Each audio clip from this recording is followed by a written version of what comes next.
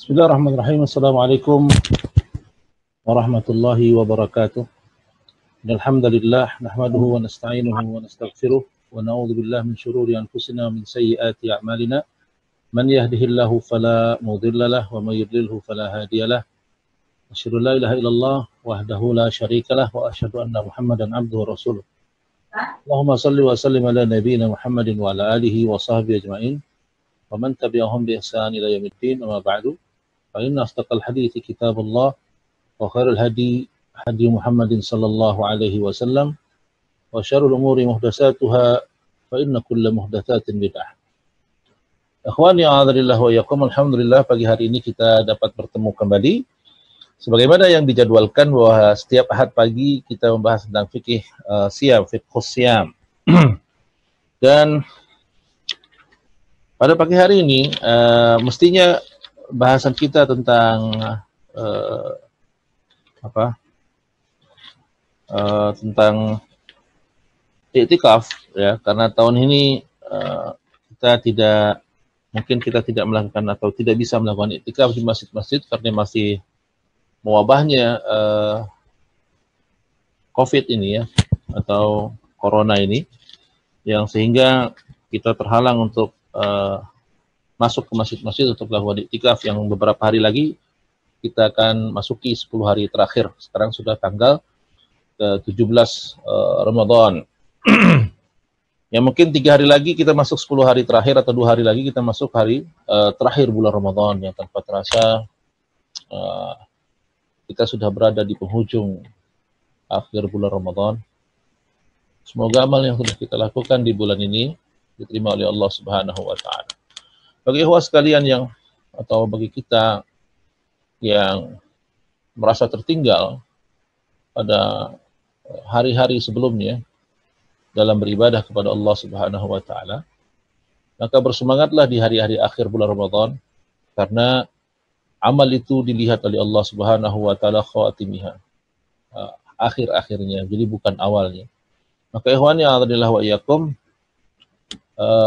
kita berharap juga mudah-mudahan kita menghadapi akhir Ramadan ini semakin gencar dan semangat kita beribadah kepada Allah Subhanahu wa taala. Jadi kita akan bagi mungkin 2 kali pertemuan lagi pembahasan kita seputar saum Ramadan. Ya, kita tinggal beberapa saat lagi kita akan Ramadan akan pergi meninggalkan kita. Jadi mungkin hari ini dan pekan depan kita masih bisa bertemu lagi insyaallah taala. Maka hari ini kita membahas tentang perkara-perkara yang tidak membatalkan puasa padahal dianggap membatalkan puasa oleh sebagian kaum muslimin. Ada beberapa perkara-perkara yang tidak membatalkan puasa. Insyaallah pada Ahad depan kita akan membahas seputar masalah zakat fitrah ya. Yang ini amalan yang akan kita lakukan di akhir bulan Ramadan. Nah, ikhwani a'adzalillah wa iyyakum, di sini saya share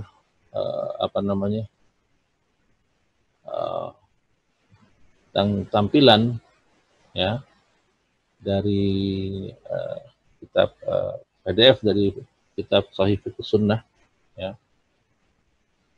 Jadi saya berharap hari ini saya mengangkat co-host ya, Abu Abdullah hafizahullah taala, untuk menjadi co-host, untuk memperhatikan orang-orang yang masuk ya, agar kita bisa saling menjaga satu dengan yang lainnya. Karena saya mungkin nggak bisa memperhatikan satu-satu yang masuk, karena kita masuk saya share di share screen ini langsung ke PDF dari kitab Sahih Fiqh Sunnah ya, yang ditulis oleh Syekh Abu Malik Kamal bin Sayyid As-Salim rahimahullah taala ya, rahimahullah taala ya. Nah, ikhwani a'adzalillah wa iyyakum, kita masuk bab umuru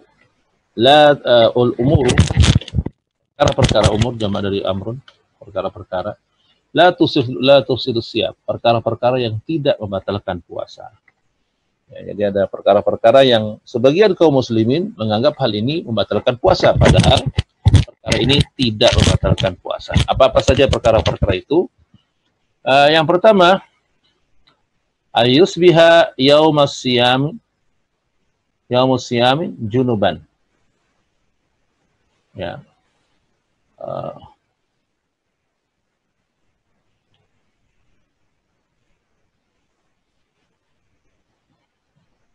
Ayusbiha yaumus siyami junuban. Bangun pada pagi hari, ya, bangun pada pagi hari dalam keadaan junub, ya. Syekh Abu Malik berkata, ayusbiha yaumus siyam junuban. Bangun pada pagi hari dalam keadaan junub. Maksudnya dia bangun pagi setelah salat subuh, dia bangun subuh, ya, dalam keadaan junub. Ayusbiha yaumus siyami junuban. Pada pagi hari setelah masuk waktu subuh, dia dalam keadaan junub. Beliau berkata, faman nama wa huwa shaimun fahtalama lam yufsidu saumahu. Ya. Kata beliau, siapa saja yang tidur sedangkan dia dalam keadaan puasa, wa huwa shaimun, dan pengen puasa atau dalam keadaan puasa, ya.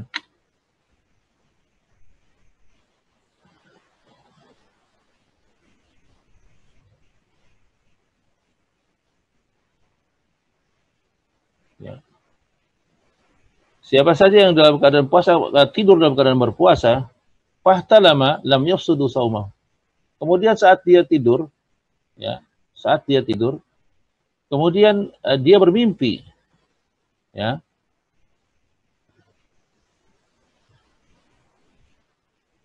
Ya, dia bermimpi, dia tidur, kemudian ada pemimpi, ya. Dia mimpi pada saat dia tidur, kemudian dia mimpi basah maksudnya di sini, ya. Di sini maksudnya adalah mimpi basah. La yafsudu saumahu. Itu tidak membatalkan puasanya. Bal yutimmuhu ijma'an. Maka dia harus menyempurnakan puasanya menurut ijma'. Ya. Bahkan dia harus berpuasa karena dia tetap menyempurnakan puasanya karena dia menurut ijma'. Ya. Menurut ijma' dia harus tetap menyempurnakan puasanya. Wa kadzalika man ajnaba lailan tsumma asbaha shaiman fa shaumuhu sahihun. Ya. Begitu juga orang yang junub di malam harinya, kemudian pagi hari dia ingin berpuasa dan belum sempat mandi, fa shaumuhu sahihun, maka puasanya dianggap sah. Wala qadha alaihi indal jumhur, dan dia tidak perlu mengganti puasanya di hari yang lainnya menurut pendapat ulama jumhur atau mayoritas ulama. Berdasarkan hadis Aisyah radhiyallahu taala anha wa Ummu Salamah radhiyallahu taala anha. Jadi berdasarkan hadis dari Aisyah dan Ummu Salamah, keduanya adalah istri Nabi sallallahu alaihi wasallam. Mereka berkata, anna Rasulullah sallallahu alaihi wasallam kana yudrikuhul fajr wa huwa junubun, ya, min ahlihi thumma yaktasilu wa yasum. Nah, sesungguhnya Nabi sallallahu alaihi wasallam suatu hari beliau mendapati fajar, maksudnya bangun sudah dalam masuk waktu subuh. Wa huwa junubun min ahlihi, padahal semalam dia habis mendatangi istrinya. Ya. Atau dia dalam keadaan junub karena mendatangi istrinya. Tsumma yaghtasilu wa yasumu. Maka dia mandi lalu berpuasa. Ya, dia tidak membatalkan puasanya, bahkan dia mandi untuk berpuasa. Nah, ini ikhwan yang alhamdulillah wa yakum, yang pertama, bangun dalam keadaan berjunub, maka itu tidak membatalkan puasa. Baik ketika sedang berpuasa dia bermimpi basah, atau malamnya dia mendatangi istrinya, ya, maka dia tidak, hal seperti ini tidak membatalkan puasanya. Ya.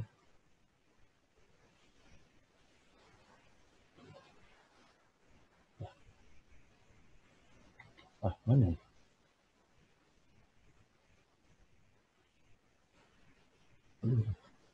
Hilang.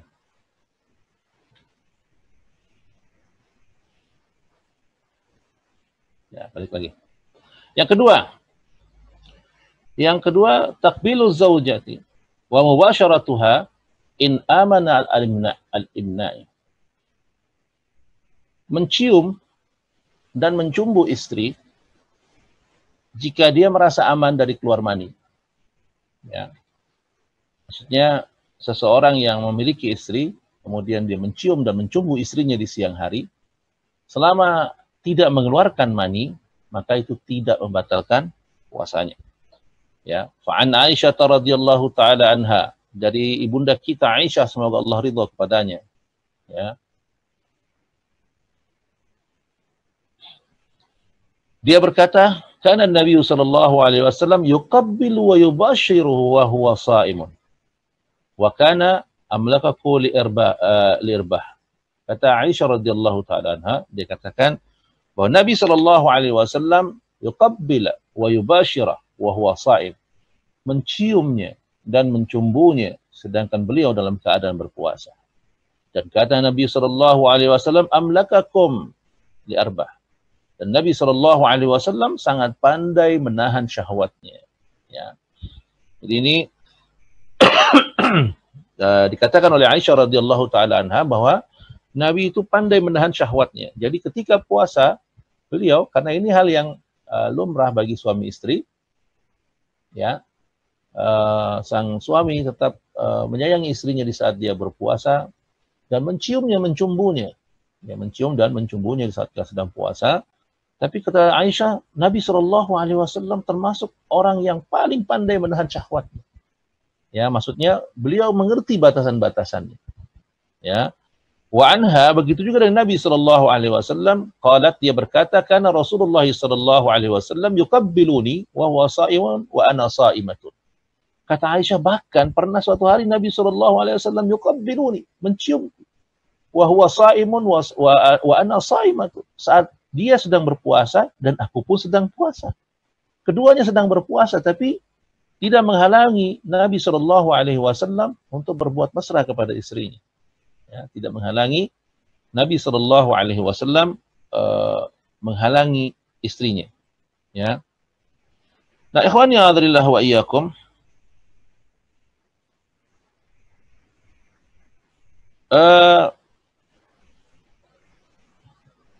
Kata penulis buku ini, kata Abu Kamal, ya, dikatakan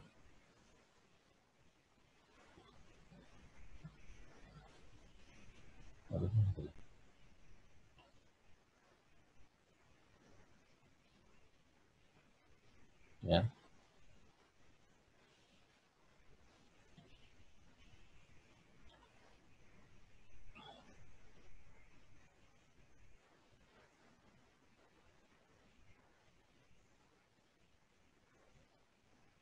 Nah, ikhwani a'adzubillah wa iyyakum. Masalah ini adalah masalah yang penting diketahui, ya, bahwa kita lihat di sini al-mubasyarah. Apa yang maksud al-mubasyarah? Al-mubasyarah wa huwa massu basyaratan ar-rajul li basyaratil mar'ati fi madunal jima'. Mubasyarah atau mencumbu adalah bersentuhannya kulit antara kulit laki-laki suami dengan istrinya fi madunal jima', selain dari berjima'. Ya, selain dari berjima'. Mubasyarah itu maksudnya bersentuhan kulit dengan kulit selain dari jima'. Ya. Kal qabaltu ya, wala kal qabala, seperti mencium, wala farqu, ya. Dan apa namanya?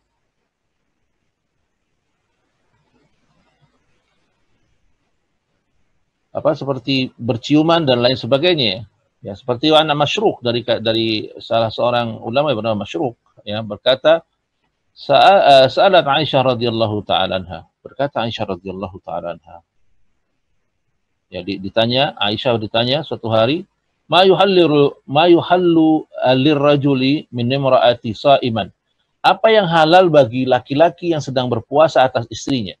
Maka Aisyah berkata, kullu syai'in illal jima'. Kata Aisyah, apa saja boleh dilakukan oleh suami terhadap istrinya ketika dia sedang berpuasa, illal jima', kecuali sedang berjima'. Kecuali berjima'. Selain berjima', maka kita boleh mencumbu istri kita, ya, tatkala kita sedang berpuasa, dan itu tidak membatalkan puasa. Begitu juga dari Amru bin Syurahbil, ya, dari Amru bin Syurahbil, anna Ibnu Mas'ud kana yubashiru imra'atahu binisfin nahar wa huwa sha'imun.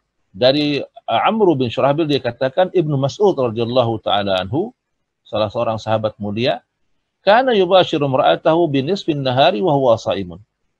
Mencium istrinya tatkala sudah siang di bulan Ramadan atau pada hari separuh siang sedangkan beliau dalam keadaan berpuasa. Begitu juga riwayat dari Ikrimah, kana Sa'ad bin Malik yufarriqu qubulaha biyadihi wa huwa sha'im. Dikatakan oleh Ikrimah bahkan salah seorang ulama bernama Sa'ad bin Malik. Sa'ad bin Malik menyentuh kemaluan istrinya sedangkan dia dalam keadaan berpuasa. Maka qultu, penulis buku ini yaitu Syekh Abu Malik berkata, "Fas-sahih annahu la yakrahu ay yaqbalu ay yubashir." Ya. Maka pendapat yang sahih alla yakrahu, ya, tidak dimakruhkan ay yaqbalu ay yubashir, ya. Tidak dimakruhkan mencium atau mencumbu istri sedangkan dalam keadaan puasa. Fa inna qabbila aw basharahu fa amadhi aw ammadat fala syai'un alaihima. Ya. Karena jika mencium atau bercumbu lalu keluar madhi, fa amadat, ya. Atau ketika madhi laki-lakinya keluar, yang laki-laki suaminya keluar madhi sampai wanitanya apa istrinya juga keluar madhi, ya. Maka dikatakan fala syai'un alaihima. Ya, tidak membatalkan keduanya. Ya, tidak membatalkan keduanya.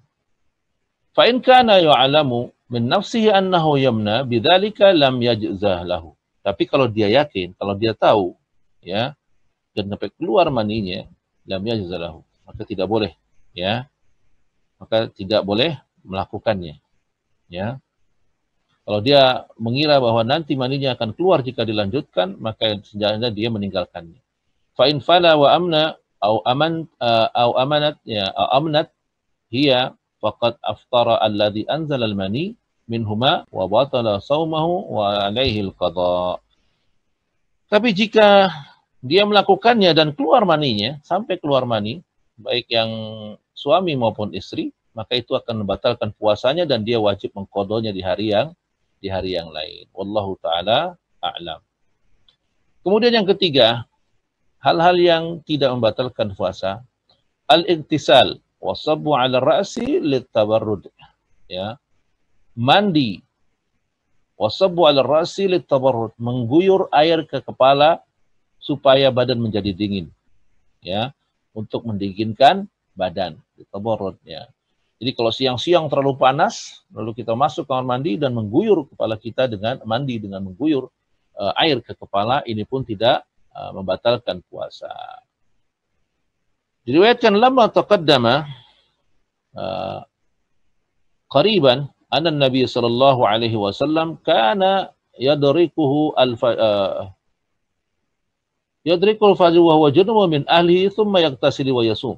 Sebagaimana tadi diriwayatkan bahwa suatu hari Nabi sallallahu alaihi wasallam mendapati waktu fajar sedangkan beliau dalam keadaan junub, lalu beliau tetap mandi dan berpuasa. Tentu kita ketahui mandi janabah itu berarti mengguyur seluruh anggota badan termasuk kepala. Wa an ba'di ashabin Nabi sallallahu alaihi wasallam qala laqad ra'aitu Rasulullah sallallahu alaihi wasallam bil arji ya yasubbu ala ra'sihi al-ma' wa huwa sha'imun min al-'atashi aw min al-harr, ya. Diriwayatkan sebagian sahabat berkata, aku melihat Rasulullah sallallahu alaihi wasallam bil araj, di araj, yasubbu ala ra'sihi. Beliau mengguyurkan air ke kepalanya, ya, al-asil ma wa huwa shaimun, dia dalam keadaan puasa, minal atash, karena sangat hausnya, au minal har, atau karena terlalu panas, ya. Di sini diriwayatkan oleh dalam majmu', yaitu Jami' al-Ahkam di dalam disahihkan oleh Syalbani, diriwayatkan oleh Imam Abu Daud rahimahullahu taala. Kemudian yang keempat, hal-hal yang tidak membatalkan puasa. Yang keempat adalah al-madmadah wal istinsyaq min ghairi mubalaghati, ya. Madmadah, berkumur-kumur, dan istinsyaq. Istinsyaq itu masukkan air ke dalam hidung. Min ghairi mubalaghatin, tidak, yang penting tidak berlebihan, ya. Fa'an Luqaid, ya, dari Luqaid, ya, Luqaid bin Sabrah Qala, dia berkata, qala Rasulullah sallallahu alaihi wasallam, bersabda Nabi sallallahu alaihi wasallam, wa balighi fil istinsyaq illa an takuna shaiman. Ya, ada sebuah hadis yang Nabi sallallahu alaihi wasallam bersabda, bersungguh-sungguhlah kalian beristinsyak kecuali kalian dalam keadaan berpuasa. Hadis ini diriwayatkan oleh kata Nabi, kata sebagian sahabat, kata Nabi sallallahu alaihi wasallam, bersungguh-sungguhlah dalam beristinsyak, memasukkan air ke dalam hidung, kecuali kamu dalam keadaan berpuasa. Dikatakan oleh Syekh Abu Malik, fala ba'sa bil madmadha lis-sha'im walau fi ghairi wudu'in aw ghuslin. Ya. Tidak mengapa berkumur-kumur bagi orang yang berpuasa walaupun dia bukan untuk wudu atau untuk mandi. Ya. Dalam keadaan wudu atau mandi karena dia haus, terlalu kering, atau dia pengen berkumur-kumur saja, dia masuk kamar mandi lalu berkumur-kumur dan membuang semua air yang dia masuk ke dalam mulut karena terlalu kering, mungkin basah atau bibirnya kering, ya. Ya baru kumur-kumur, ini tidak masalah, ya. Fala ba'sa, enggak masalah, ya. Wala yafsudu shaumahu al-balal alladhi yabqa fil fammi ba'da madmadah, ya. Basah yang masih tersisa di mulutnya setelah berkumur-kumur tidak akan merusak puasanya, ya. Yang tidak merusak puasa seseorang yang ketika dia berkumur-kumur masih ada tersisa masukan walau air itu setelah berkumur-kumur tidaklah merusak puasa. Basah yang masih tersisa di mulut, maksudnya basah ketika mulutnya kering, kemudian dia berkumur-kumur, lalu dia buang airnya, setelah itu masih basah mulutnya karena bekas kumur-kumur tadi, maka ini tidak merusak puasa. Izabtala amahu ma'arriq li'annahu la yumkinu at-tahrizu anhu, ya. Walau air itu tertelan bersama ludah asal sisanya, ya, karena ia tidak mungkin melepas darinya, ya, sesuatu yang tidak akan mungkin kita keluarkan semuanya ketika berkumur-kumur, maka tidak mengapa dia bercampur dengan ludah, ya.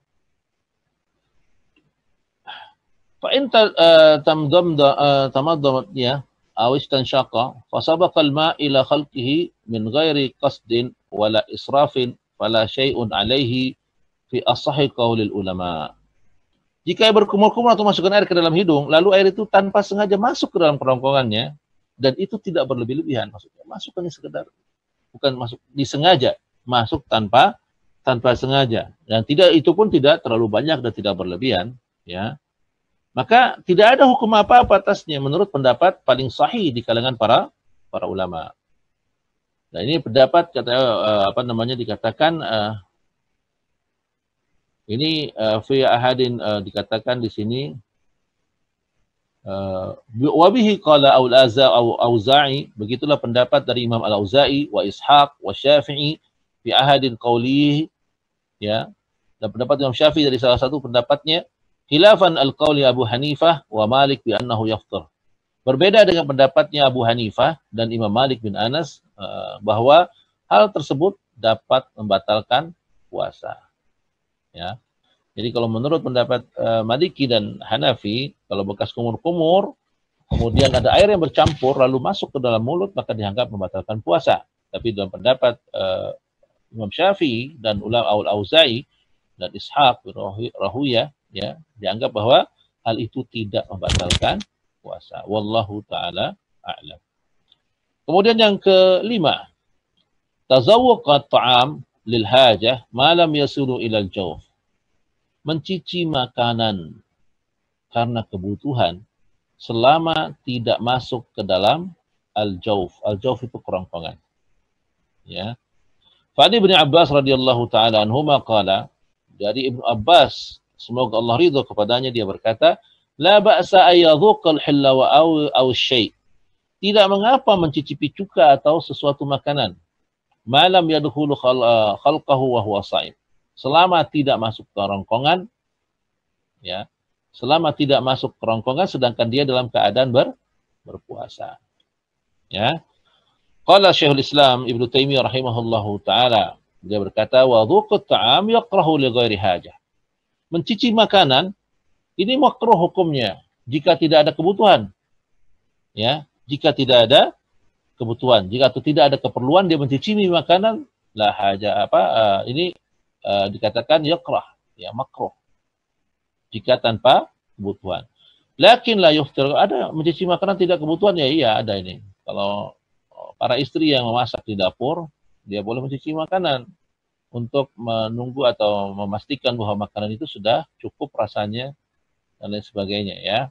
Tapi kalau suami, ada urusan apa masuk ke rumah terus dia mencicipi makanan, ya nggak ada kepentingan untuk dia mencicipi makanan karena sudah dicicipi oleh istrinya dan itu sudah cukup, ya maka ini makruh kalau dia tanpa hajah, ya kata Syekhul Islam lakinna la yaftaruh, tapi tidak membatalkan puasanya, hanya sekedar makruh.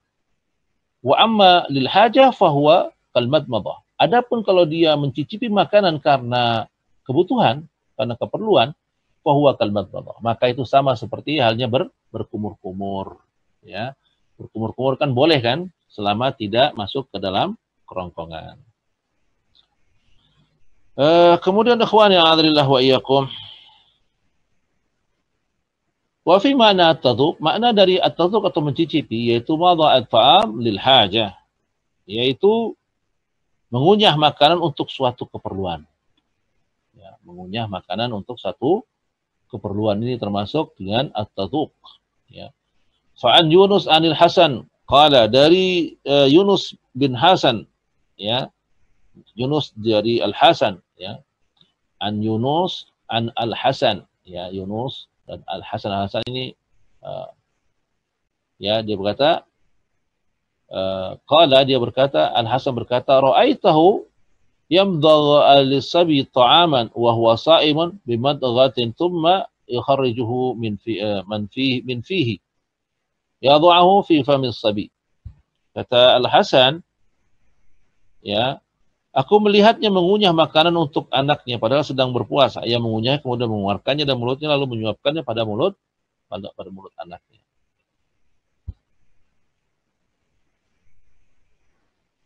Diriwayatkan oleh Abdul Razak. Riwayat ini penguat dalam riwayat Abu Syaibah, ya. Jadi dikatakan di sini dari Yunus bahwa dia melihat Al-Hasan mengunyah makanan untuk anaknya padahal dia dalam keadaan berpuasa, lalu mengeluarkan kunyahan dari mulutnya dan menyuapi anaknya dengan kunyahan dari mulutnya. Ini seperti halnya mentahnik bayi, ya. Mentahnik bayi kan memasukkan makanan yang lembut ke mulut bayi. Kalau Nabi SAW dulu, beliau mengunyahnya dalam mulutnya kurma, lalu mengeluarkannya dan memasukkan ke dalam ke dalam mulut bayi, ya. Kemudian yang keenam, al-hijamah.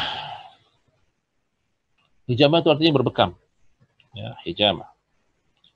Al-hijamah wa tabra'u bid-dam, ini donor darah, liman lam yahshad dha'fa, selama dia kuat atau tidak takut lemah ketika dia mengeluarkan darah dari badannya. Sahih Nabi sallallahu alaihi wasallam min iddat turuq annahu qala afṭara al-hājim wal mahjum. Ya. Sahih dari Nabi sallallahu alaihi wasallam, ya Nabi sallallahu alaihi wasallam bersabda, ada dari berbagai jalan, ya dari beberapa jalur, Nabi sallallahu alaihi wasallam bersabda afṭara al-hājim wal mahjum. Kata Nabi sallallahu alaihi wasallam, orang yang berbekam dan yang membekam, ya keduanya batal puasanya, ya. Nah, di sini diriwayatkan oleh At-Tirmidzi dan yang lainnya, ya. Lalu kenapa Syekh Abu Kamal membawakan hadis ini, ya padahal nomor 6 dikatakan al-hijamah tidak membatalkan puasa. Maka kita lihat bagaimana wajhul istidlal dari Syekh Abu Malik ini, ya. Wa thabat an Ibn Abbas radhiyallahu taala anhu anna Nabi sallallahu alaihi wasallam ihtajama wa huwa shaim. Dari Ibnu Abbas, dia berkata bahwa Nabi sallallahu alaihi wasallam berbekam padahal beliau dalam keadaan berpuasa. Nah, ini ada dua hadis yang seakan-akan bertentangan, ya. Hadis yang dari Imam At-Tirmidzi dikatakan orang yang berbekam dan yang membekam batal puasanya. Tapi dari sahabat Ibnu Abbas, diriwayatkan oleh Imam Bukhari, Abu Daud dan yang lainnya, ya, dikatakan anna Nabi sallallahu alaihi wasallam ihtajama wa huwa shaim, bahwa Nabi sallallahu alaihi wasallam pernah berbekam sedangkan beliau dalam keadaan berpuasa. Lalu bagaimana mendudukkan dua hadis yang seakan-akan bertentangan ini? Nah, ini butuhnya para ulama untuk menjelaskan hal ini. Karena kalau kita yang awam, kalau kita pakai hanya satu hadis saja, maka kita bisa menyalahkan yang lain. Maka dibutuhkanlah pendapat para alim atau para ulama dalam hal ini, ya kan? Supaya kita bisa benar mendudukkan sebuah dalil atas satu perkara, ya. Maka ikhwan yang a'adzarillah wa iyyakum, bagi awam itu kita rujuk kepada para ulama, ya, karena kita nggak sampai ilmu kita dalam hal mentarjih atau mengumpulkan semua dalil lalu menganggap bahwa ini sahih atau itu tidak sahih, ya, maka dibutuhkan pendapat ulama dalam hal ini. Maka pendapat Ibnu Ahmad, pendapat Imam Fadzahaba Ahmad wa Ibnu Sirin wa Atha wal Auza'i wa Ishaq wa Ibnu Munzir wa Ibnu Huzaimah wa ikhtaruhu Ibnu Taimiyah annal muhtajim yafduru bil hijamah wa huwa qaulun Ali wa Abi Hurairah wa Aisyah wa hujjatu hadzal madhhab. Ya, lihatlah perselisihan atau pendapat yang berbeda di kalangan para ulama dalam hal ini. Ya, dikatakan menurut pendapat Imam Ahmad bin Hanbal, Muhammad bin Sirin, Atha bin Abi Rabah, Al-Auza'i, Ishaq dan Ibnu Munzir dan Ibnu Huzaimah, dan pendapat ini juga dipilih oleh Syekhul Islam Ibnu Taimiyah. Beliau mengatakan batal puasanya karena bekam tersebut. Apa dasar beliau atau dasar mereka? Dasar mereka adalah beberapa hadis dari Nabi Shallallahu Alaihi Wasallam. Ya, pertama hadis yang nomor 1 tadi, aftar al-hajim wal mahjum, batallah puasa orang yang membekam dan yang dibekam. Ya. Dan tad'ifan Imam Ahmad li hadis Ibnu Abbas al-mutaqaddim wa huwa fil Bukhari. Nah, sedangkan hadis yang kedua nih, ihtajama wa huwa shaim, ya, ihtajama wa huwa shaim, Nabi itu berbekam saat kala dia sedang berpuasa, menurut Syekhul Islam Ibnu Taimiyah itu hadisnya dhaif, tad'ifu. Didhaifkan oleh Imam Ahmad bin Hanbal. Ya. Menurut dari yang hadis Ibnu Abbas itu didhaifkan oleh Imam Ahmad bin Hanbal. Maka penulis buku ini mengatakan wa huwa fil Bukhari, padahal hadis itu diriwayatkan dalam Sahih Bukhari. Nah, ini uniknya ya, para ulama ya, luar biasa ya. Makanya kita tidak akan bisa sampai kepada tahapan ini gitu ya. Kita hanya sekedar melihat ya, kemudian kita mengambil salah satu pendapat dari para ulama ini. Ini pendapat yang kedua. Dia tadi dasar dari pendapat yang mengatakan bahwa batal puasa orang yang berbekam dan yang dibekam adalah pertama pendapat tadi hadisnya Imam Tirmizi yang mengatakan bahwa pembekam dan yang dibekam batal puasanya. Dan pendapat yang kedua adalah karena riwayat yang kedua, Nabi SAW berbekam pada dia sedang berpuasa, itu dikatakan tad'if oleh Imam Ahmad. Imam Ahmad menganggap hadis itu dhaif, padahal hadis itu ada di kitab Sahih Bukhari. Qalu wa ala faradin sihhatuhu fahuwa mansuh. Ya. Mereka mengatakan andai pun hadis tersebut sahih, hukumnya telah dimansuh. Maksudnya hadis yang riwayat Bukhari ini bahwa Nabi SAW berbekam pada saat beliau berpuasa, dikatakan hadis ini mansuh, sudah terhapus hukumnya dengan hadis yang pertama tadi. Ya, warada Ibnu Taimiyah anil Hanabilah annal hajim kadzalika yafturu idza massa al-qarurah. Ya. Bahkan Ibnu Taimiyah rahimahullahu taala menambahkan dari pendapat Hanabilah bahwa orang yang membekam juga batal puasanya. Kenapa? Karena ia menghisap hawa udara dari orang yang dibekam. Hawa darah yang orang yang dari bekam. Maka dianggap membatalkan puasanya. Ya, ini pendapat ulama. Maka kita lihat bagaimana pendapat dari para ulama dalam hal ini. Tadi ada pendapat yang pertama. Ya, pendapat yang kedua, jumhur ulama, jumhur itu maksudnya mayoritas ulama, seperti Abu Hanifah, Malik bin Anas, ya, Imam Syafi'i wa ghairuhum, dan yang selain mereka, empat mazhab ini, illa annal hijama la yafturu biha al-hajim wala al-mahjum. Mereka berpendapat mayoritas pendapat ulama mengatakan bahwa tidak batal puasa orang yang membekam maupun yang dibekam. Wa bihi qala Ibnu Mas'ud wa Ibnu Umar wa Ibnu Abbas wa Anas wa Abu Sa'id Al-Khudri wa ta'ifatun minas salaf wa hujjatuhum. Begitu juga pendapat dari sebagai para sahabat seperti pendapat Ibnu Mas'ud, Ibnu Umar, Ibnu Abbas, Anas bin Malik dan Abu Sa'id Al-Khudri Al-Ansari radhiyallahu taala anhum wa ta'ifatun minas salaf, dan sebagian pendapat dari kaum salaf. Ya. Mereka menganggap bahwa tidak batal. Jadi pendapat yang pertama mengatakan batal karena hadisnya ini dan ini dan ini dan ini. Dalilnya itu ya. Nah, sedangkan pendapat yang jumhur mayoritas ulama mengatakan tidak batal. Berdasarkan apa? Pertama adalah anna hadis Abbas tsabitun sahihun. Mereka berpendapat bahwa hadis Ibnu Abbas tadi yang kedua yang diriwayatkan oleh Bukhari tsabitun sahihun. Hadis yang tetap dan sahih. Wa ajabu an tad'if Imam Ahmad anna Mihnan qala ya. Anna Mihnan qala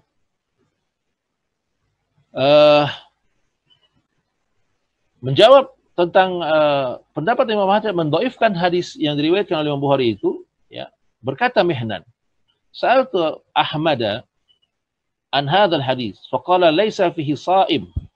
Ya, kata Mihnan, aku bertanya kepada Imam Ahmad tentang hadis ini, maka ia menjawab hadis tersebut tidak mencantumkan orang yang berpuasa. Ya. Innama huwa muhrim. Yang dicantumkan di situ orang yang sedang ihram. Summa saqata min turuqi an Ibnu Abbas lakin laisa fiha tariqun Ayyub allati fil Bukhari. Ya. Dikatakan bahwa kemudian menyembuhkan bahwa hadis tersebut dari beberapa jalur dari Ibnu Abbas. Tetapi sanad yang disebutkan Ahmad tersebut tidak ada yang berasal dari jalur Ayyub. Sebagaimana yang diriwayatkan oleh Imam Al-Bukhari. Ya kan? Maka Al-Hafiz Ibnu Hajar berkata, fal hadis sahih la maryatun fihi. Beliau berkatakan tidak diragukan lagi. Hadis yang diriwayatkan oleh Bukhari itu sahih. Karena yang diriwayatkan dari Imam Ahmad tidak lewat jalur Ayyub. Ya. Padahal yang diriwayatkan oleh Imam Bukhari lewat jalur Ayyub. Jadi Imam Ahmad tidak tahu ada jalur yang satu jalan yang lewat dari salah seorang perawi yang bernama Ayyub. Maka jika yang dari Bukhari dimasuk maka ketika Mihnan berkata yang diriwayatkan oleh Imam Bukhari ini sahih. Ya.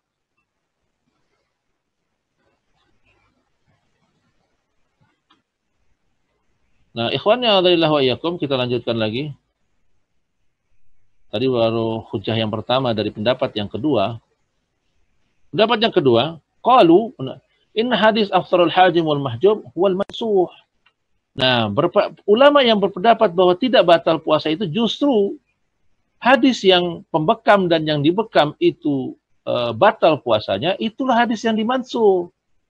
Bukannya nasih, bukannya menghapus hukum yang pertama, hukum yang tadi, tapi justru hadis ini yang dimansuh, bukannya nasih, bukannya menghapus, tapi yang mansuh, yang dihapus hukumnya. Wa atada An-Nawawi al-kalam ala dhalik, dan dibahas secara panjang lebar oleh Imam An-Nawawi dalam masalah ini. Wa bihadza qala Syafi'i wal Baihaqi wa Ibnu Abdul Bar wa ghairihim. Maka itu pendapat ini dipakai oleh Al-Imam Syafi'i, Al-Baihaqi, Ibnu Abdul Bar dan yang selain dari mereka.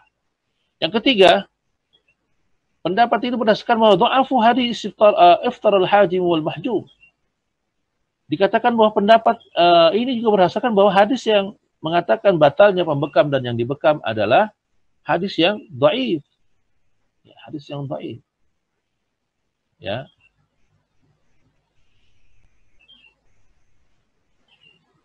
Ya. Nah, ikhwanya adalah wa iyyakum. Maka wal haq qultu. Berkata penulis buku ini, yaitu Imam Syekh Abu Malik, beliau berkata, wal haq annahu laisa ala da'u an-nasah min al-fariqaini burhanun la sima ma'al jahli bit tarikh, ya. menurut pendapat penulis buku ini, beliau mengatakan bahwa kedua belah pihak yang mengklaim tentang mansuhnya hadis ini tidak berdasar. Ya, terlebih lagi tidak diketahui sejarahnya. Ya, tidak diketahui sejarah mana yang duluan dan mana yang belakangan. Tsumma innal haditsain sahihani la mat'anu fi wahid minhuma. Ya, dikatakan kedua hadis yang menjadikan dalil dalam perdebatan ini, keduanya adalah hadis yang sahih dan tidak ada sedikit pun celaan terhadap kedua hadis itu. Ya.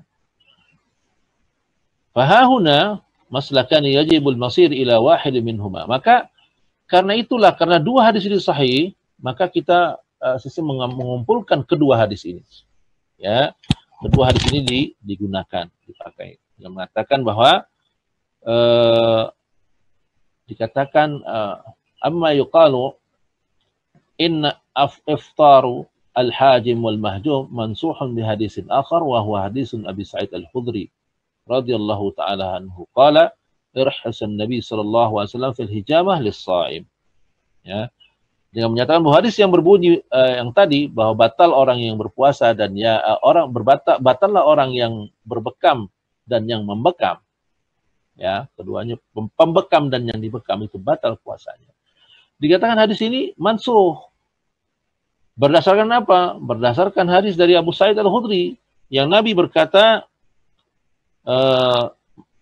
irhasin Nabi sallallahu alaihi wasallam. Nabi memberikan keringanan fil hijamah lis-sha'im, untuk berbekam bagi orang yang berpuasa. Berkata Imam Ibnu Hazm, wa isnaduhu sahih, sanadnya sahih.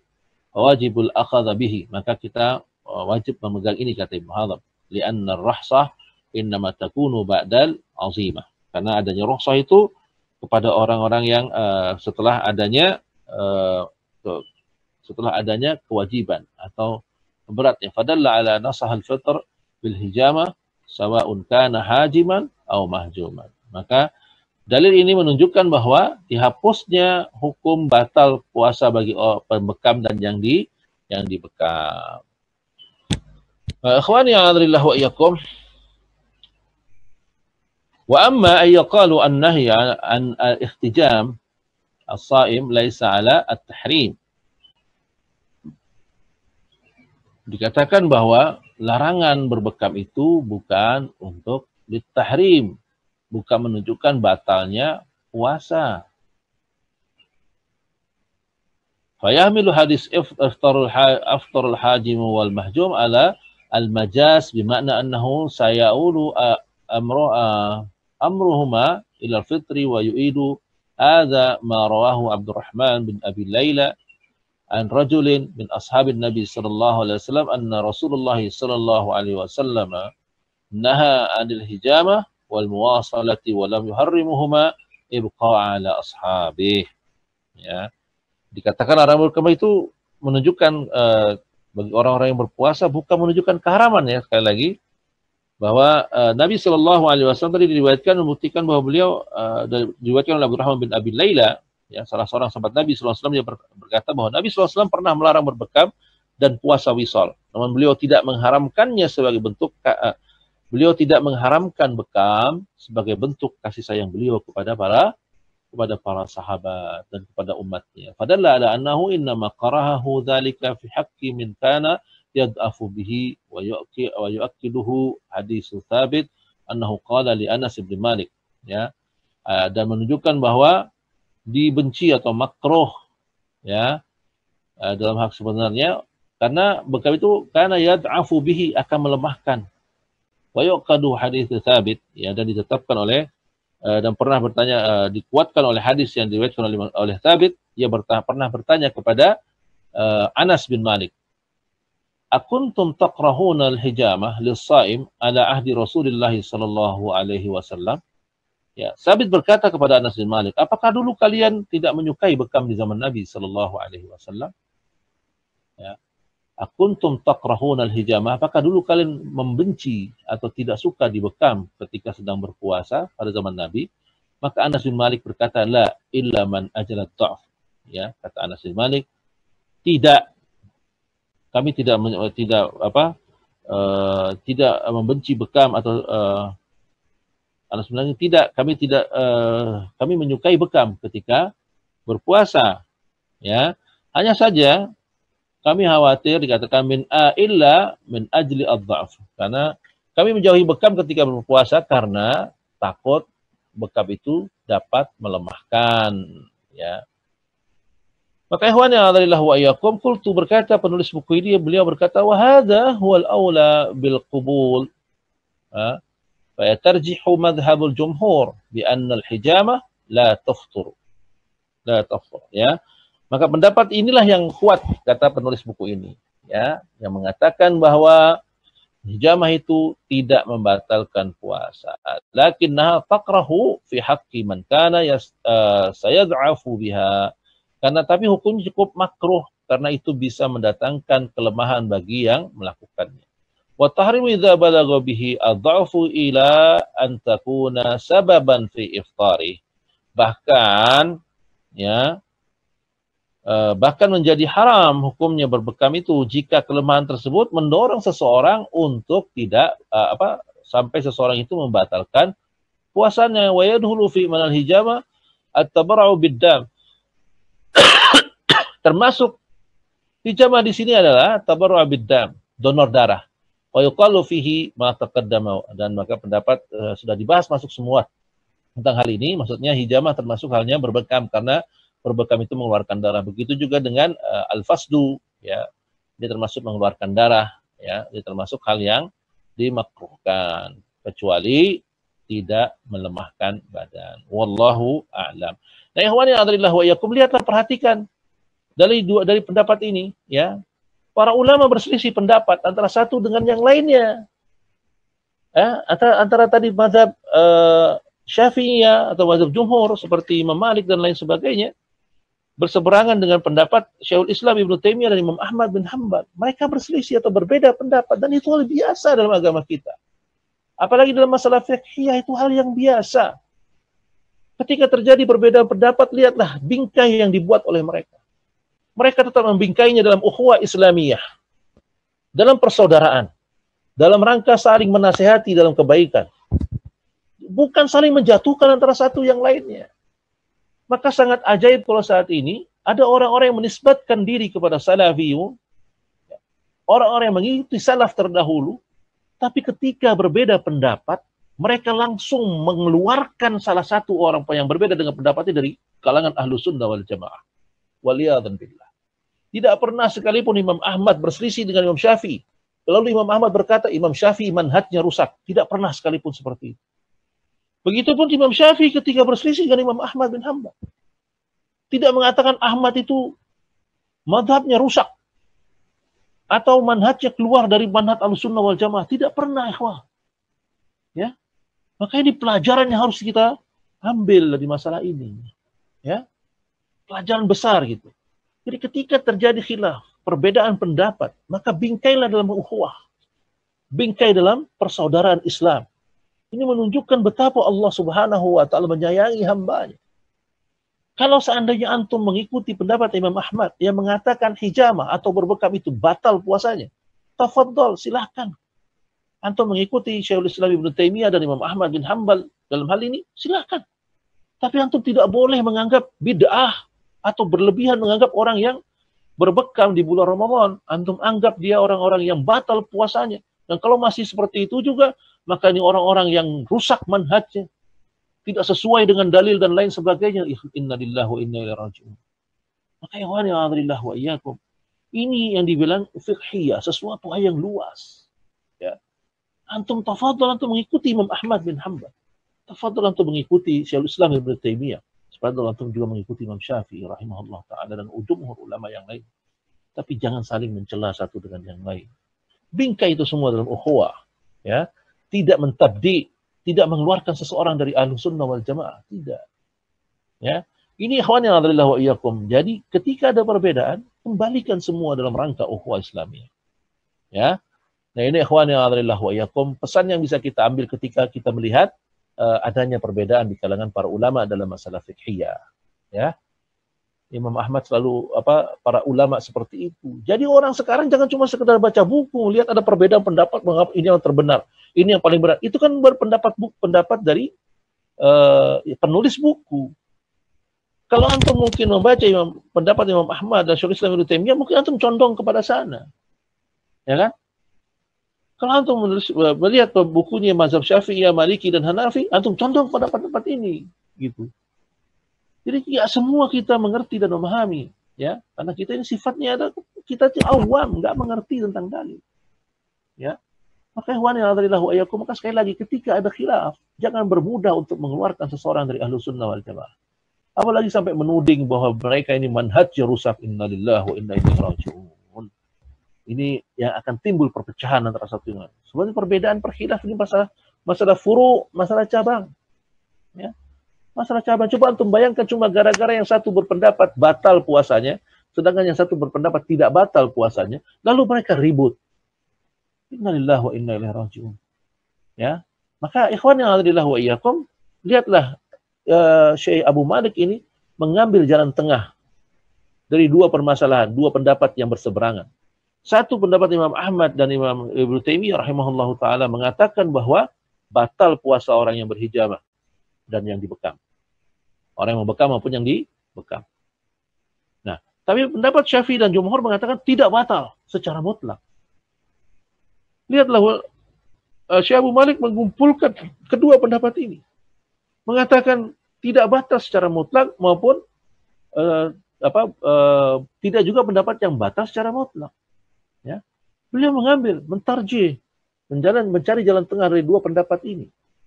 Bahwa dari kumpulan hadis-hadis dalil-dalil yang ada, beliau berpendapat, oh ini tidak mengapa berbekam dengan catatan. Ya, ada kata-kata dengan catatan, ikhwah. Ada dengan catatan tidak menimbulkan kelemahan bagi yang berbekam atau yang dibekam.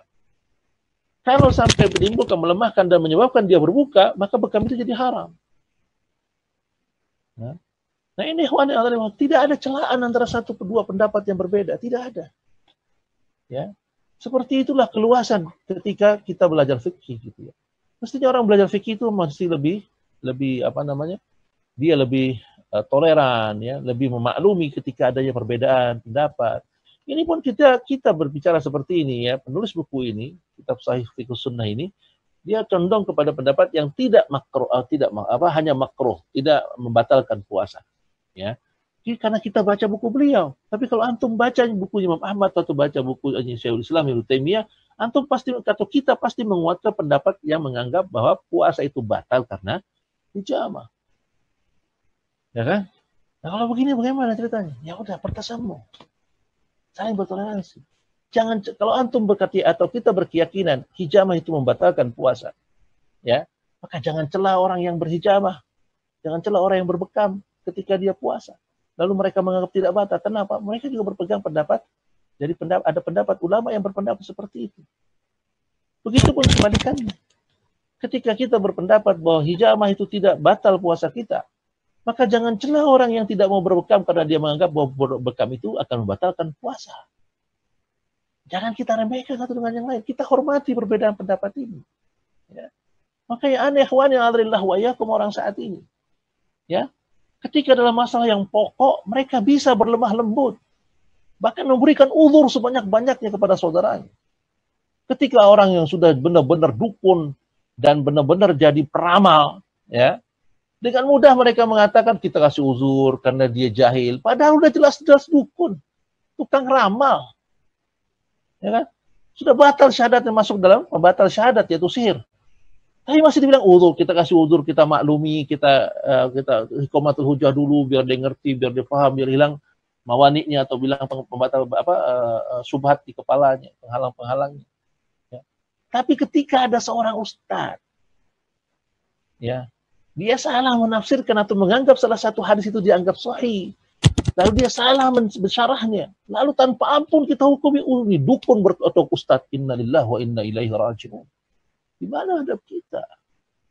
Ya, kenapa kita nggak katakan, kita kasih uzur, ustadz ini nggak ngerti makna dari hadis ini, walaupun kita tahu bahwa hadis itu dhaif atau mungkar. Kita kasih uzur lah saudara kita dalam hal ini, gitu kan?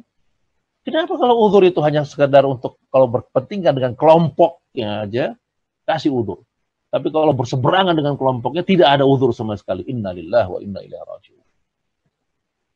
Ini musibah ikhwan yang alhamdulillah wa iyyakum. Ya. Nah ini ikhwan yang ada pentingnya kita belajar fikih dan melihat perbedaan-perbedaan pendapat di kalangan para ulama dalam masalah ini. Nah, ikhwan yang ada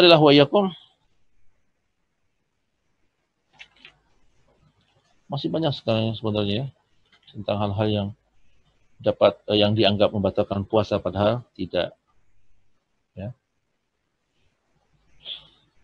Tapi waktunya sudah lewat nih ya. Waktunya sudah jam 6 lewat. Ya, jam 6 lewat. Jadi kayaknya kita tidak bisa melanjutkan lagi ya.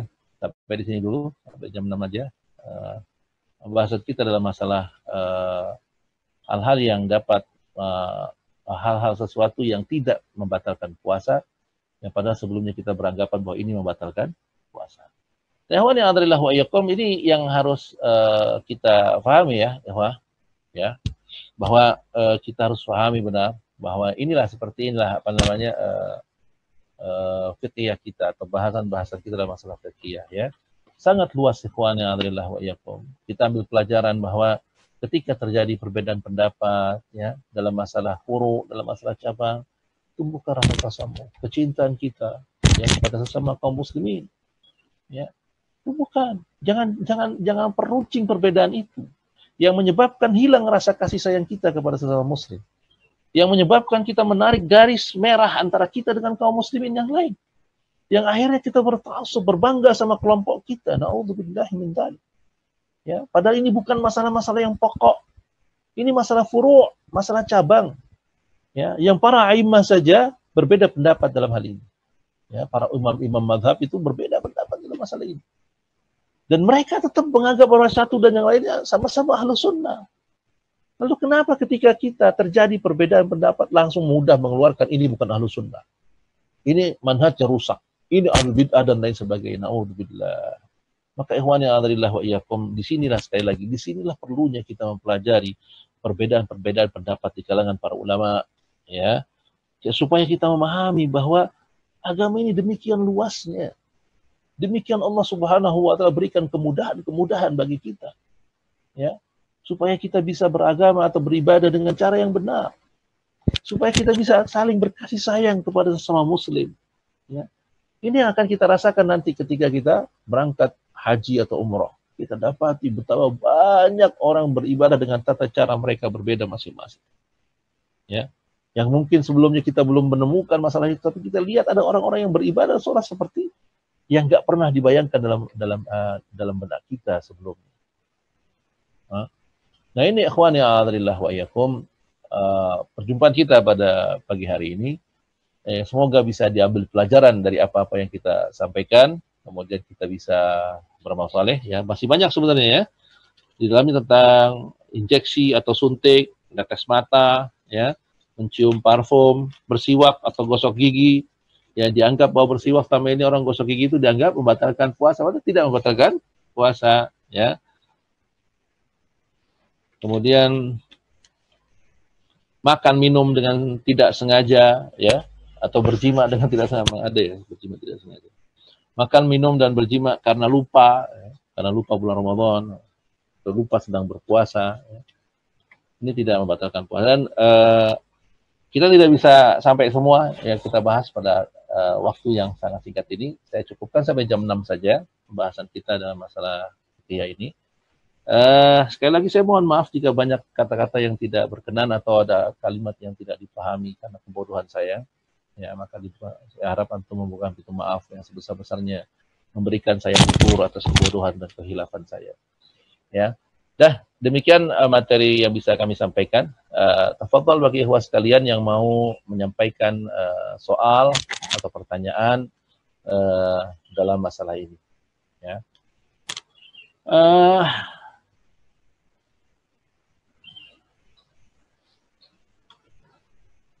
Nah, ini yang pertama dari yang chat yang masuk ya. Pertanyaan pertama, bagaimana hukumnya jika suntik vitamin sehingga badan selain cepat sehat atau tetap sehat dan langsung bugar, termasuk pijat badan? Ini juga termasuk hal yang tidak membatalkan puasa, sebagaimana pendapatnya Syekhul Islam Ibnu Taimiyah yang berkata bahwa celak, injeksi, apa yang diteteskan di uratnya, serta pengobatan al-makmumah dan al-ja'ifah, ya. Makmumah yaitu luka sampai kotal, ja'ifah adalah luka sampai ke dalam perut, ya. Disebutkan para ulama apakah membatalkan puasa atau tidak. Sebagian ulama berpendapat semua tidak membatalkan puasa, ya.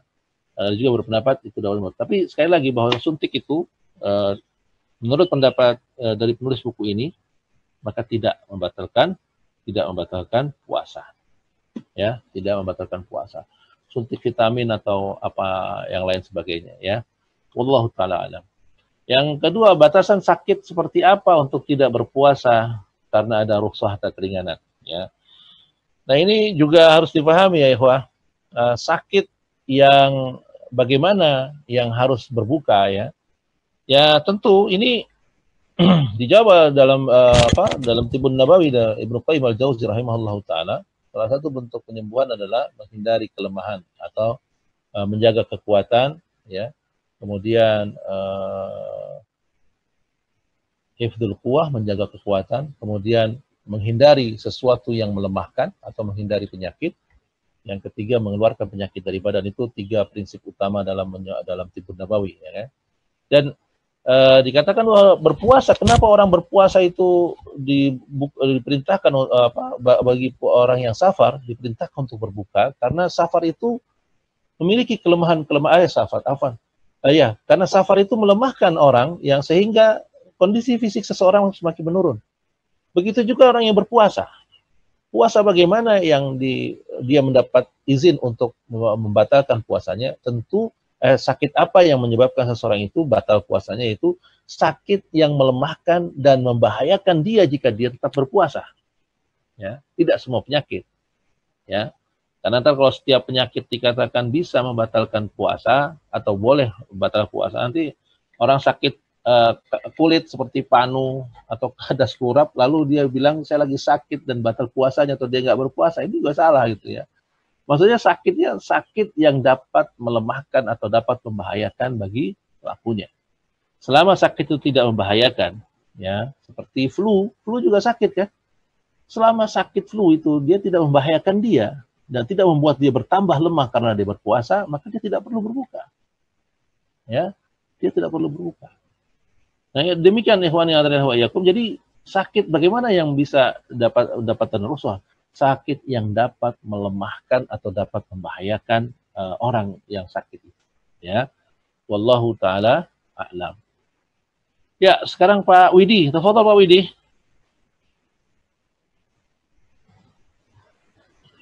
Halo Pak Widi. Halo. Ya, silakan Pak. Ya, assalamualaikum Ustaz. Waalaikumsalam warahmatullahi. Mengenai sikat gigi Ustaz, ada yang berpendapat kalau pagi nggak apa-apa, siang makruh gitu. Itu bagaimana Ustaz seperti itu? Ya, ikhwani wa iyyakum, ada Nabi sallallahu alaihi wasallam dikatakan dari Aisyah radhiyallahu taala anha bahwa Nabi sallallahu alaihi wasallam beliau Aisyah berkata, "Ma ahsaya tasawwaq wa huwa sha'ib." Aku tidak bisa menghitung Nabi banyak yang beliau bersiwak padahal beliau dalam keadaan berpuasa. Ini menunjukkan betapa Nabi sallallahu alaihi wasallam senantiasa bersiwak sedangkan beliau dalam keadaan puasa. Nah, maka di sini dalam penulis buku ini, siwak adalah perkara yang dianjurkan dalam syariat agama, sebagaimana telah disinggung, dan tidak ada satupun nas yang melarang bersiwak bagi orang yang berpuasa. Tidak ada satupun. Siwak itu maksudnya menggosok gigi dengan kayu arak. Siwak itu berarti kayu arak. Jadi dulu di zaman Nabi orang bersiwak kita mensikat gigi dulu dengan kayu arak, ya, kayu arok, ya, kayu arak, ya. Nah, itu tidak ada satu nas yang melarang orang berpuasa bersiwak. Bahkan ada Nabi SAW dikatakan, Aisyah berkata, "Ma'asa yatasawwaq wa huwa sha'im." Aku tidak bisa menghitung berapa seringnya Nabi bersiwak padahal beliau dalam keadaan berpuasa. Nah, karena itu ya, maka dikatakan pada asalnya boleh bersiwak. Seandainya bersiwak dapat membatalkan puasa, tentu Rasulullah telah memberikan penjelasan dan tentunya para sahabat telah menukil penjelasan tersebut, ya kan? Nyata tidak ada. Maka para fuqaha telah bersepakat bahwa bolehnya bersiwak bagi orang yang sedang berpuasa. Hanya Syafi'iyah dan Hanabilah menganjurkan agar orang yang berpuasa tidak bersiwak setelah matahari tergelincir, Ini pendapat Imam Ahmad dan Imam Syafi'i rahimahullahu taala. Alasannya apa? Karena siwak itu dapat menghilangkan aroma mulut orang yang berpuasa. Padahal ya, aroma mulut orang yang berpuasa atyabu indallahi minal misk. Lebih harum daripada aroma misk. Maka dua imam ini menganggap setelah tergelincir matahari sebaiknya tidak perlu bersiwak, dianjurkan tidak usah bersiwak, tapi tidak membatalkan puasa. Ya. Maka dikatakan siwak menurut pendapat penulis buku Sahih Fiqh Sunnah ini dikatakan bahkan mensikat gigi ya itu boleh dilakukan di segala waktu. Ya, cuman tadi pendapat Imam Syafi'i dan Imam Ahmad, beliau mengatakan kalau sudah tergelincir matahari sebaiknya jangan, karena apa? Siwak itu akan menghilangkan aroma mulut orang yang berpuasa. Sedangkan aroma mulut orang yang berpuasa di sisi Allah itu atyabu minal misk, lebih harum daripada al-misk. Nah, apa yang bisa kita ambil? Bagaimana bolehkah menggunakan pasta gigi ketika jadi berpuasa atau sikat gigi? Nggak pakai kayu arak, tapi dengan sikat gigi. Maka berdasarkan penjelasan yang telah dijelaskan bahwa menggosok gigi dengan menggunakan sikat dan pasta gigi hukumnya tetap boleh jika tidak ada kekhawatiran akan masuk ke dalam kerongkongan. Namun, ya ada namunnya, beliau katakan tapi jika itu tidak dilakukan pada siang hari, ya siang hari, ya tidak dilakukan pada siang hari tapi dilakukan pada malam hari kalau pakai sikat giginya ya, pakai aroma apa namanya, pakai pasta gigi ya. Sebaiknya dilakukan masih pagi hari gitu ya. Jangan di siang hari. Karena itu pendapat dari sama seperti dijelaskan tadi pendapat dari Imam Ahmad dan Imam Syafi'i rahimahumullahu taala bahwa aroma mulut orang yang bersiwak itu di sisi Allah atyabu minal misk, lebih harum daripada aroma misik. Maka untuk itulah kedua imam ini memakruhkan, tapi tidak menganggap batal, memakruhkan ya bersiwak setelah matahari tergelincir. Begitu, mudah-mudahan bisa dipahami ya Pak. Ya, terima kasih Ustaz. Ya, wallahu taala alam. Alhamdulillah. Ada lagi yang lain?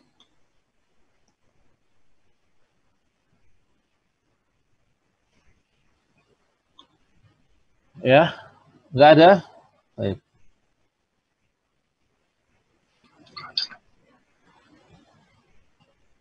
Ya, kalau tidak ada, kita cukupkan jumpa kita. Ya, sekali lagi masih ada satu hari Ahad lagi bahasan kita di seputar puasa dan Ramadan, yang insya Allah tadinya semula saya mau bahas pada kesempatan pagi ini tentang itikaf ya. Tapi qadarullah pada saat ini kita belum diizinkan untuk mendatangi masjid, jadi kemungkinan besar kita tidak itikaf di masjid ya. Kita tidak itikaf di masjid. Tapi kalaupun kita tidak itikaf di masjid, masih banyak ibadah-ibadah lain yang bisa kita lakukan di rumah ya. Terutama bagi kita yang pada 17 atau 15 atau 16 hari yang lewat, kita banyak tertinggal dari bacaan Quran kita ya. Tertinggal dari ibadah-ibadah yang lain, maka hendaklah kita sempurnakan atau kita penuhi di sisa hari berikutnya dari Ramadan ini, yang karena Allah Subhanahu wa taala melihat amal itu khawatimuha, akhirnya, bukan awalnya. Maka tetaplah bersemangat kita untuk memakmurkan atau memeriahkan Ramadan ini walaupun kita terlarang atau terhambat untuk datang ke masjid ya. Nah, ikhwani hadzarillah wa iyyakum, insyaallah pada pertemuan berikut hari Ahad depan kita bahas fikih seputar zakat fitrah insyaallah taala, dan diumumkan juga bahwa walaupun kita dalam pandemi gini zakat fitrah tetap wajib dan kita insyaallah tetap menerima dan menyalurkan zakat fitrah yang antum berikan kepada kami ya. Insyaallah nanti kita punya tempat atau kita pusatkan nanti di sekolah atau di bangunan baru dari INIS ya, sekolah INIS atau Imam Nawawi School Cibinong yang sudah siap, lokalnya nanti kita gunakan untuk mengumpulkan beras ya, dan kemudian kita distribusikan bagi warga di sekitar sekolah atau masjid, dan lalu kita juga akan bagi ikhwan yang berjauhan tempatnya dari sekolah juga insyaallah bagi yang membutuhkan kita akan berikan juga insyaallah taala. Mudah-mudahan kita bisa mengumpulkan lebih banyak lagi beras fitrah tahun ini ya. Dan alhamdulillah juga panitia atau ikhwan-ikhwan yang bergerak yang mengumpulkan donasi bagi korban dampak COVID-19. Hari ini sudah masuk pekan ke-7, alhamdulillah ya. Sudah hampir 2 bulan kita memberikan bantuan bagi ikhwah kita yang terdampak karena pandemi ini. Ya, dan hari ini mungkin kita sudah kumpul sampai hari ini mungkin kita sudah distribusikan beras sebanyak 7 ton, ya, 7 ton beras. Alhamdulillah, ya, ini di luar ekspektasi kita, gitu ya. Betapa antum semua kaum muslimin bersemangat untuk saling membantu saudaranya, sehingga pada saat ini kita sudah mendistribusikan 7 ton beras kepada ikhwah kita yang berada mulai dari Cilebut, Bojonggede, Cibinong, Citayam, Depok, ya, bahkan sampai ke daerah Tambun, Bekasi.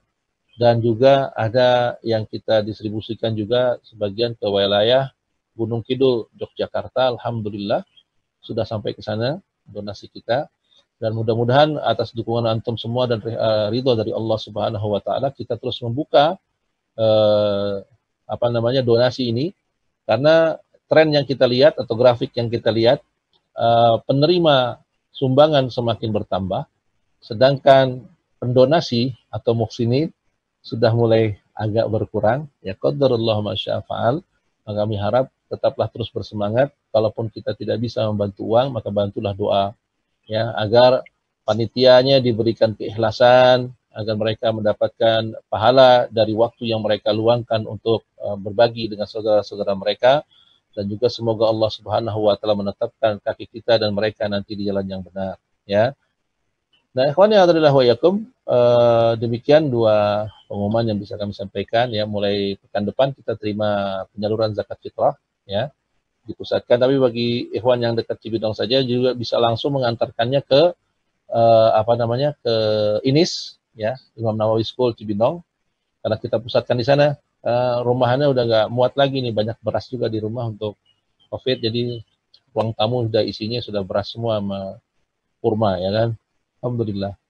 Nah, oh iya, tadi juga diumumkan juga udah sampai hari ke-7 atau ke-8 kita sudah membagikan iftar atau buka puasa di jalan, ya, bagi ikhwan atau saudara-saudara kita yang kesorean pulangnya. Kita siapkan juga iftar gratis, makanan bagi sekedar untuk membatalkan puasa berupa kurma dan air mineral, ya. Dan ini juga terus berlanjut bagi antum yang mau bantu atau ikut memberikan makan orang yang berpuasa, antum bisa menghubungi nomor Pak Asep, ya, nomor Pak Asep.